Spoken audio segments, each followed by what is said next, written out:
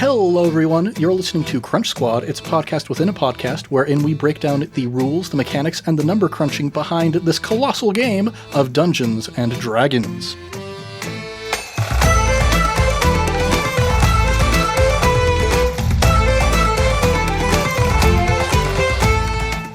I am Ned, your host for Crunch Squad, and today I'm joined by... Mickie, and I play Ignis Helcon. The Echo Knight herself, the Echo Knight that has caused so many more crunchy, deep dives into the rules than any of the spells that we've cast, any of the magic users in all of our campaigns. So, it's high time we put to rest all of the questions about what can an Echo Knight do. Yes, all of the questions. We'll put them all to rest. Yes, absolutely none will come up after this whatsoever. We're going to make sure that every single use case is going to get taken care of tonight. Yep, we'll make a decision right now. And so let's dig on into this. So at 3rd level, as an Echo Knight, you gain the Manifest Echo ability. You can use a bonus action to magically manifest an echo of yourself in an unoccupied space you can see within 15 feet of you. We've already seen why that is important, a space that you can see within 15 feet of you. Mm-hmm. The echo is a magical, translucent gray image of you that lasts until it is destroyed, until you dismiss it as a bonus action, until you manifest another echo, or until you're incapacitated. There's a lot more, but let's break down just this first paragraph here. So, there's been this question of, is the echo a creature? What exactly is the echo? So, generally speaking, in D&D, you've got two classes of things. You've got creatures, and you've got objects. And there's not necessarily a super defined, when you look in the rule book for D&D, it's not going to tell you this is the definition of creature, this is the definition of object. But the best sort of rule of thumb that I've been able to figure out is if it has a stat block, it's a creature. If it doesn't have a stat block, it's an object. And we can get even more granular of construct, technically speaking, is a creature type. So if it's a construct, it is a creature because it has a stat block. But this Echo Knight here, it does have some stats. So it has an AC 14 plus a proficiency bonus. It has 1 hit point. It has immunity to all conditions. If it has to make a saving throw, it uses your saving throw bonus for its roll. Same size as you, occupies its own space, all this. So it has some stats per se, but it doesn't have a stat block. And I think that's very telling for the fact that it's an object and not a creature, because if it was a creature, it would have a stat block like the Drake Warden Ranger has its companion, or the Battlesmith Artificer has its Steel Defender. Those have stat blocks as part of the subclass. The Echo does not have a stat block, therefore we can assume it's not a creature, it is an object. The specific noun that they use is it's a translucent gray image. So this also brings up some question of the tangibility of the echo, because we know that it does occupy its own space. It has a hit point. It has an armor class, but there is some question of is it actually a physical thing necessarily? So yeah, it's a gray space for sure. Any thoughts before we start delving further into the very, very crunchy stuff here? Well, I think part of it comes from even just the description of the Echo Knight. It's a mysterious and feared frontline warrior of the Kirin dynasty. The Echo Knight has mastered the art of using, is it Dunamis? Dunamis. To summon Dunamis. Thank you. I've looked this up when I learned about Echo Knight. I haven't read this in a long time. The fading shades of unrealized timelines to aid them in battle. So I feel you could make the case of because it's an image, it can't interact with things, and it only has an AC because it can therefore be destroyed. If it's hit, it's immediately destroyed, right? And so it's in some of its fading timeline, it was destroyed. And I think that's just the D&D crunchy way of explaining why it can be hit, not that it's physically there. Yeah, and that's another thing that I picked up on with it can make saving throws, it has a hit point, but because it's not a creature, this brings in some interesting things as far as how can it take damage. So it can be the target of an attack roll, because when you make an attack roll, the first thing you do is choose your target, and your target can be a creature, an object, or a location. For example, like if you're trying to attack something that's invisible, you don't know exactly where it is, you can target a certain location, a certain 5-foot square, with the hopes that maybe the creature is there. So yeah, those are the 3 things that you can attack. So you can attack an object. The echo is an object. You can target it with an attack. But because it's not a creature, if Buster were to pull out his tidal wave affects all of the creatures within its area of effect, so it would not affect the echo because it's an object and not a creature. Interesting. Yeah, so all kinds of weird stuff that we're in just like the first paragraph and a half of this subclass here. Because it gets crunchier the farther we go. That it does. Well, yeah, let's continue on. On your turn, you can mentally command the echo to move up to 30 feet in any direction, which requires no action from you. And if your echo is ever more than 30 feet from you at the end of your turn, it is destroyed.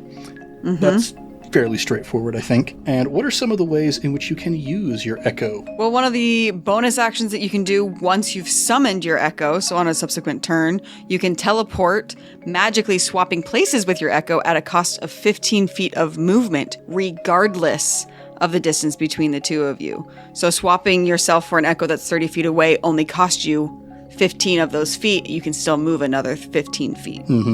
Yeah, it's kind of not too dissimilar from like standing up from prone. That takes half your movement, and then you can still move after the fact. So you can potentially get up to, well, I mean, if you're just an average speeded creature with 30 feet, you can get up to 45 feet of movement in one turn. Bonus Even more action. of that if you have a boost to your base walking speed. Pretty good stuff. So as bonus action, as an action, you can take the attack action on your turn. Any attack you make with that action can originate from your space or the echo space, and you can make this choice for each attack, which is really important when you have a fighter that has a multi-attack. And the wording on this really surprised me when I started like digging deep into it. It is when you take the attack action on your turn, the attack originates from your space or the echo space. The echo never makes an attack action. Right. You make the attack it's an and object, you choose not where a it comes creature. from. Yes. Yeah. So this gets even crunchier. We've already talked a little bit about like the flanking aspect, because the echo isn't a creature, it cannot be an ally, and therefore it cannot trigger the flanking part of it. But even then, when you are making an attack from the echo's location, you can't count it as the thing that's making the attack. You're the one that's making the attack. So it's just all over the place crazy with this particular aspect here. Which then leads into the next crunchy thing of it doesn't count as a creature for flanking, but you can take an attack of opportunity, a reaction from the echo's location. The echo, you use your reaction, but the echo gets to take that attack of opportunity. Yeah, the attack originates from your space or the echo's space. And I'm trying to remember the exact wording of attack of opportunity, but it's essentially when the creature leaves your threatened area, when it leaves the range in which you can attack. So like if you have a weapon with reach, it's not just the space right next to you, it's the space after the space right next to you, because that's when it leaves your threatened range. And if you're standing next to the echo, that is technically part of your range. So when it leaves that particular range, you can get that opportunity attack. Yeah, the actual language is you can use your reaction to make an opportunity attack against that creature as if you were in the echo space. Yep. Okay, everybody, that is the first full feature of the Echo Knight. Of the Echo Knight. Additionally, the next one is still at a level 3. It's called Unleash Incarnation. At 3rd level, you can heighten your Echo's Fury. Whenever you take the attack action, you can make one additional melee attack from the Echo's position. You can use this feature the number of times equal to your Constitution modifier, which is good for a fighter, because you should have high Constitution as a fighter. You regain all expended uses when you finish a long rest. So you have up to your Constitution modifier number of times. So with a fighter, especially once you're over level 5, when you have multi-attack, you can take 2 of yours attacks that you can choose to originate at the Echo's location and then unleash incarnation, and the Echo essentially gets an attack turn that round. Yeah, and this is the one specific, because, you know, D&D is an exceptions-based game as far as the rules go. The broader rule you assume to be applicable unless a more specific rule supersedes it. So, like we just said, when you take the attack action on your turn, you make the choice for each attack, whether it originates from your space or the Echo's space. Here's the specific exception for this particular attack with the Unleash Incarnation. That's the only one that absolutely has to come from the Echo. From the Echo. All right. So that is our level 3 features. 12 minutes in, just finished third level. Yeah, I feel like now that we've set this foundation, though, hopefully the rest of it should be a little bit more sensible now that we've got the baseline understanding. Yes. Okay, level 7, the Echo Avatar. I believe you mentioned once that this was the feature that initially made you kind of come up with the concept for Ignis as an Echo Knight. A lot of times when I do character creation, I will look at classes and subclasses and see what they do at higher levels to kind of decide what direction I want to go, because eventually you're going to get to those levels. And I like to, personally, not everybody has to do it this way, I like to create a character that as they gain abilities, it feeds into their knowledge of themselves, their arc, their connection to the arcane, their fighting style, whatever the reason is. I like the idea that their later levels kind of justify the journey that the character is going on. So when I was reading the Echo Knight, this Echo Avatar was the main reason that I wanted to play an Echo Knight. Really excited to start low level and get up to the point that I got to finally do my Echo Avatar. And the way that this avatar works is you can temporarily transfer your consciousness to your Echo. As an action, you can see through your Echo's eyes and hear through its ears. During this time, you are deafened and blinded. You can sustain this effect for up to 10 minutes, and you can end it at any time, which requires no action. And while your Echo is being used in this way, it can be up to 1,000 feet away from you without being destroyed, as opposed to the regular 30 feet. So we kind of had this in the last campaign, like my character specifically had this in the last campaign. I had a pseudo-dragon that, or a familiar, that you could use a familiar sense and be able to do the same thing. So when I came across the Echo Knight, I thought that this Echo Avatar had some really interesting implications flavor-wise, that maybe there's an element of her inhabiting their avatar is not necessarily her, but bringing in a different timeline, pulling back from the main thing, that the wayward soul on the battlefield, that maybe in a different life or a different path or a different choice, this Ignis had this information. This Ignis came across different things in their life, made different choices, and ended up in this moment, so that when she becomes the avatar, she almost becomes that person instead of you just being being yourself, looking different, like a disguise. And that opened up the whole idea of the multiverse and pulling the strings, and all of that kind of came out of this idea of an avatar. And by this point in the show, listeners, you will have heard Ignis's first instance of using the Echo Avatar in a very, and like not even for a big mechanical crunchy moment, but just for a very fun narrative moment.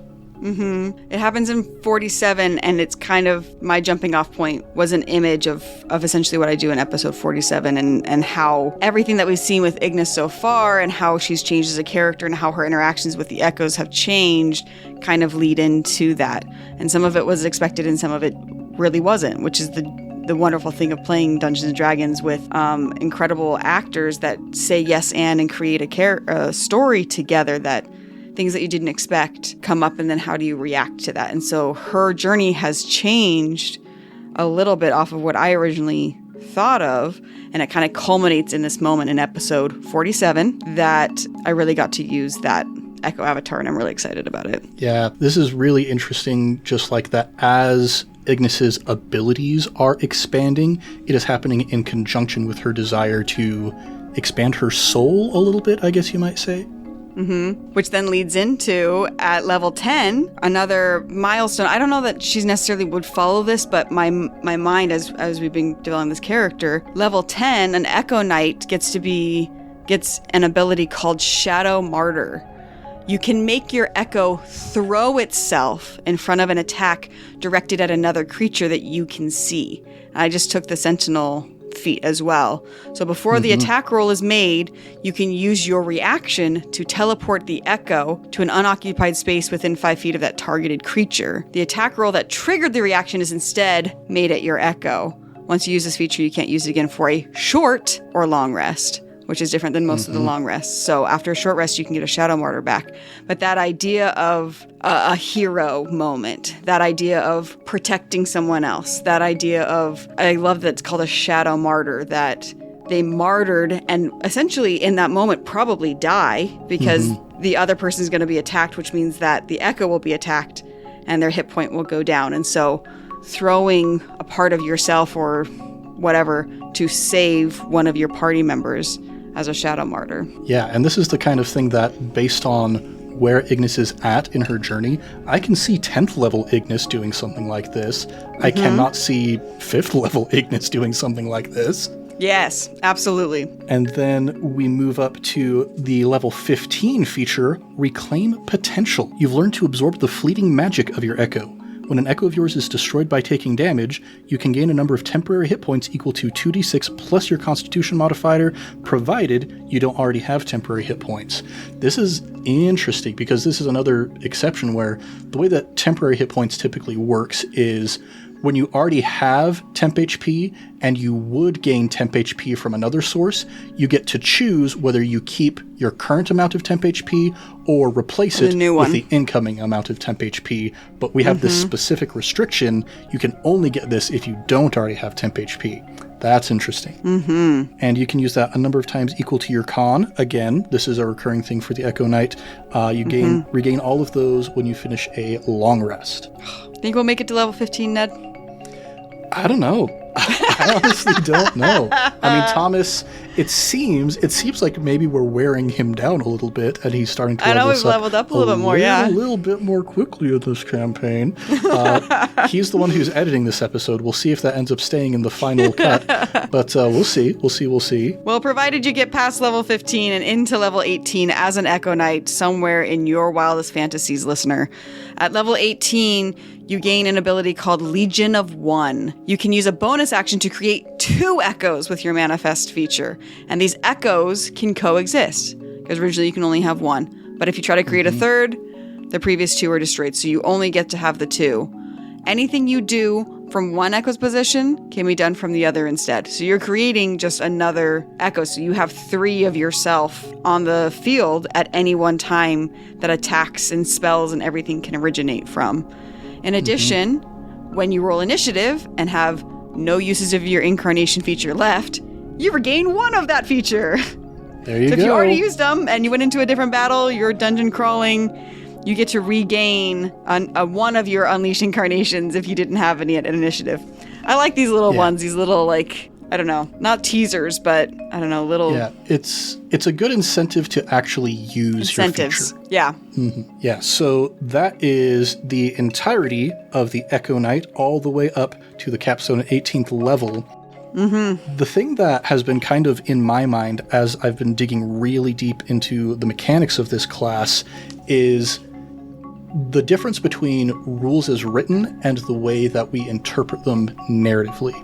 Okay. Because if you look at the rules as written for what the Echo is, it is such a non-autonomous thing. It is an object, it's an image, and it doesn't do anything unless you command it to do that thing. Right. So by just like what is laid out in the book, you could have that Echo just be like a cardboard stand-up of you that is standing there on the field, not really adding much flavor. Whereas when you just look at this class for the first time, it's just dripping with flavor and with narrative potential. And so what has been kind of your process that you've gone through as you've been trying to figure out ways to elevate this subclass above what is just written on the page into something that is much more narratively satisfying? So after the last campaign, I realized one of the things that I really wanted to take more control of was the way that my character does things in battle. I realized that there's kind of a pattern to, and this is not a diss in any way, that this is wrong, that you shouldn't be doing it this way. I feel like every table I've played at is like, I rolled this, and the DM says, you hit, and I did this damage, and they're like, you sliced him, and then we just kind of move on. And I've been watching one of the characters that kind of sparked an interest in this was the Netflix show of Arcane, the animated League of Legends, and the character Vi specifically. And watching a punchy fighter and the way that like watching the battle was so dynamic, and their battle scenes are so fun. And I'm like, how can I incorporate that more into a tabletop role play system? And I kind of just decided that I was like, I think I'm just gonna take that off the DM's plate, and when I hit, I'm gonna describe what happens. When they miss, how did they miss? Because the DM has 10,000 things to be focused on in battle. And the way that you hit somebody, unless there's a narrative reason that it needs to be a certain way, doesn't super matter. And so taking the Echo Knight, I really wanted to pull in more of that narrative that I've taken over of how do I hit? What does it look like? And then as I started pulling in more echoes and just kind of describing off the cuff, we realized that our patrons have really enjoyed listening to the different echoes. What do they mean? And I was like, oh, this is an avenue for storytelling. There's an avenue here that it's not just an image. It's not just a cardboard cutout that stands there and can be hit sometimes and does some hitting for me.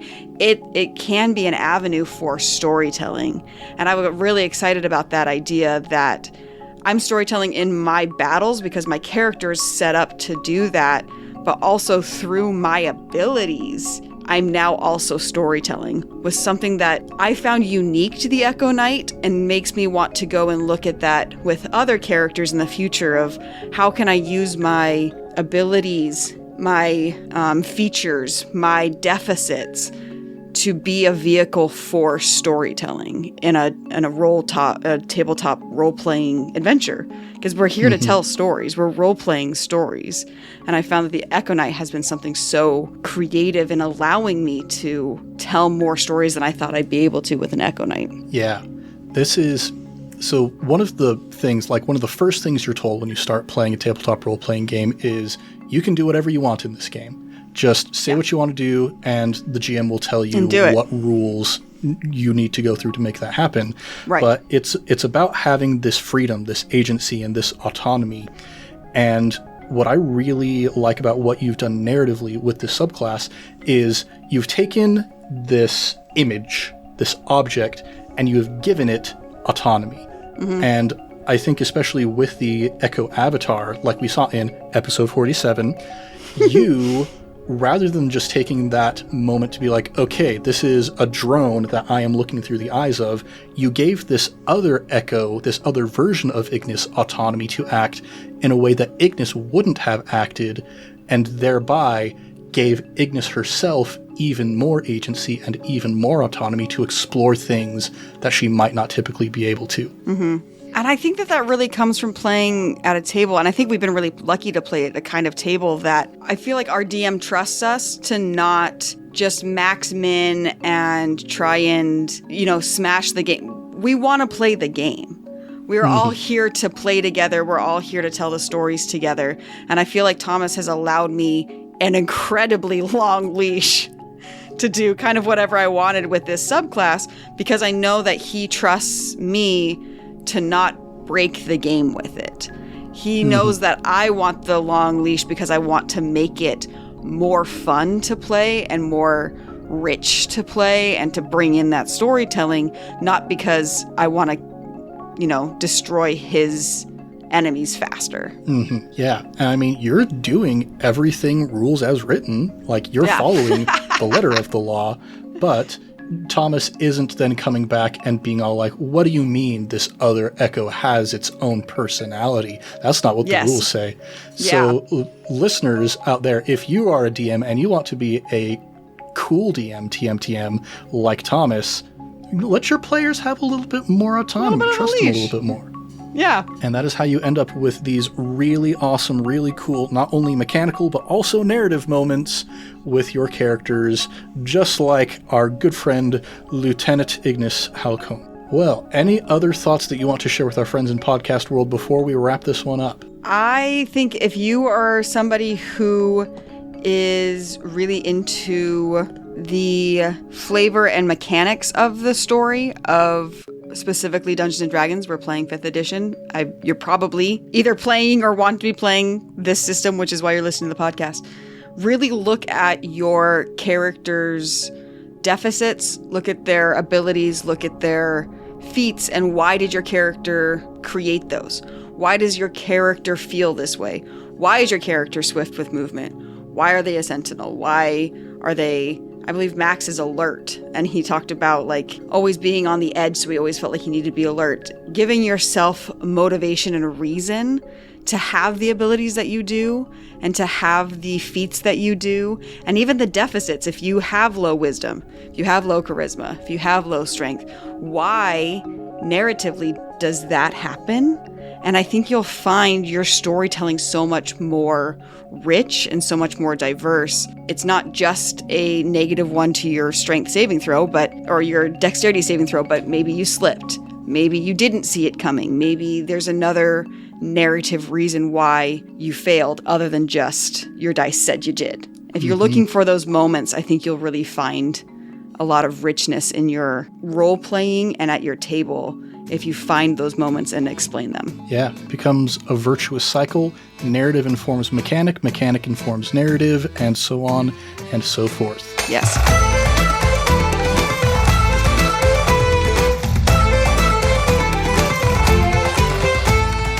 Well, everybody, thanks so much for joining us as we have gotten into one of the crunchier crunch squads that we have had on this show. I love crunch. Yeah. I like the mechanics of D&D.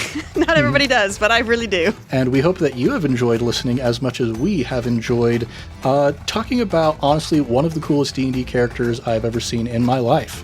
So, thanks, friend. No prob. You're doing a good job. And I think the world needs to know that, as if they Thanks, didn't buddy. already.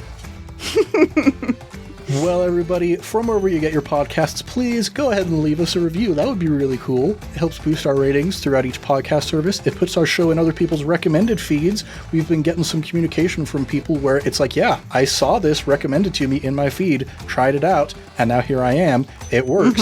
And also, aside from that, it just lets us know that you like what we're doing. And that really warms our hearts, especially like when we get emails from people saying that they actually do listen to Crunch Squad, because the numbers we know that not as many people listen to Crunch Squad as listen to the story episodes. But whenever we get an email from somebody who says the Crunch Squads are improving my game, it really warms our hearts. So, you know, if you want to write something maybe a little longer than a review, you could email us, icastfireball2020@gmail.com. We would love to hear from you, and we're hoping to get the word out there and set this podcast on fire. And we do have social media. We haven't updated this part of the outro script in so long.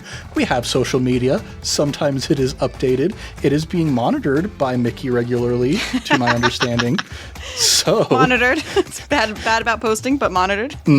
So if you do want to try and get in touch with us there, then that is another avenue by which you can go. And this is the part where we give a quick shout out to our sister podcast, Improv Tabletop. Never heard of it. It deserves all the praise. You know, one of the recent reviews that we got on Improv Tabletop was from our friend Caleb. You might remember Caleb when he played Brick in the Book of Brick and Mortar. Caleb's son left us a 5-star review and said in the review, "I am Caleb's son," so I would know that this is good stuff. So that's great. Just grand times all around. You can also leave Improv Tabletop a review. Maybe you should listen to it first before you give it a review. What are we doing right now? We have a Bump in the Dark campaign going on. It is a Monster of the Week style campaign, but it's very, very shenanigan heavy, very goofy. It doesn't veer too heavy into like really scary or troubling stuff. It's like, imagine Scooby-Doo Lego version if they made like a Scooby-Doo Lego movie. Have they done that? I should look into that. I don't know, but they should. They should. They've done Lego everything. They should totally do Lego Scooby-Doo. That would be phenomenal. So yeah, that's the campaign we got going on right now. Go give that a listen if you feel so inclined. And lastly, please like, subscribe, share the show with your friends and fellow wacky adventurers. And until next time, I have been Ned, your host for Crunch Squad, and I have been joined by Mickie, and I play Lieutenant Ignis Halcón. Keep that fire going, everybody, and we'll see you next time.